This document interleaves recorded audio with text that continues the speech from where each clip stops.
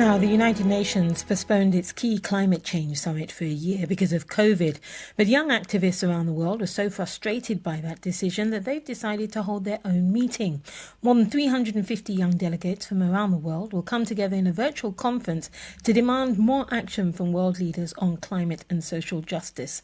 And one of the organisers is Uchendu Kelo, founder of Grey to Green movement in Nigeria, and he joins us from Enugu.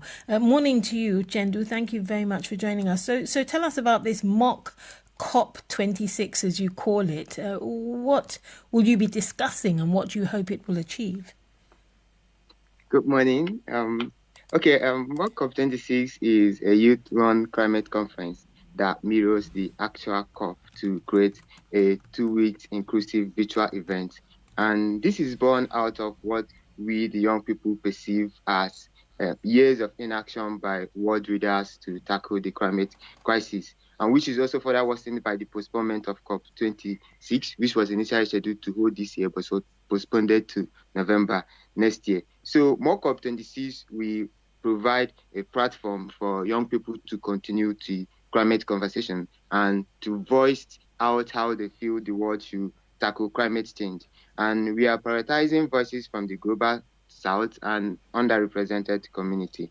And at the end of the conference, we hope to come up with a high-level statement that shows the collective voice of youth activists from all around the world. And we are working with a team of lawyers to shape this high-level statement into a legal treaty that national government can adopt into law. And we are focusing on 5 main themes for the conference, which is climate justice, climate education, health and well-being, the national determined contributions, and resilient livelihood.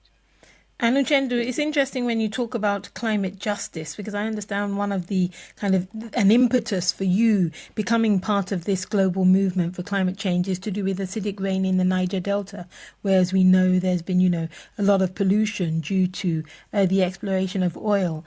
Is that the kind of justice, climate justice, you're keen on finding, or what kind of issues are really at the heart of it for you? Okay, for me, I think climate justice and being in the forefront of climate justice is, for me, it's a question of moral obligation, because climate change is threatening my immediate community. And if you find out that majority of Nigerians are dependent on ecosystem services, like agriculture, and the kind of agriculture we practice here in Nigeria is climate sensitive, such as the land-fed agriculture. And over the years, we've been witnessing low precipitations in the northern region of Nigeria and high precipitation in the southern region of Nigeria. In the northern region, this is leading to drought and desertification, while in the southern region, this is leading to erosions and flooding.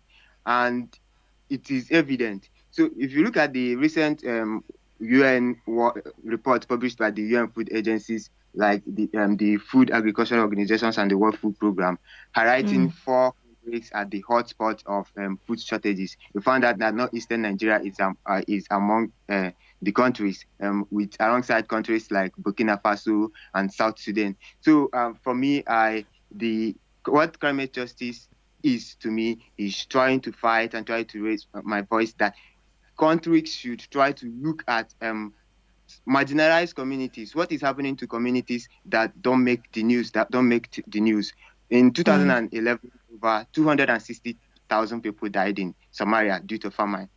So I think for me, it is a question of getting world leaders to listen and act. Uchendu, thank you very much for joining us this morning and putting across your view so succinctly. Uchendu Kelo, who's an environmentalist, and he's one of the organisers of the mock COP26, which starts today. This is NewsDay on the BBC World Service with Bola and James. A reminder of our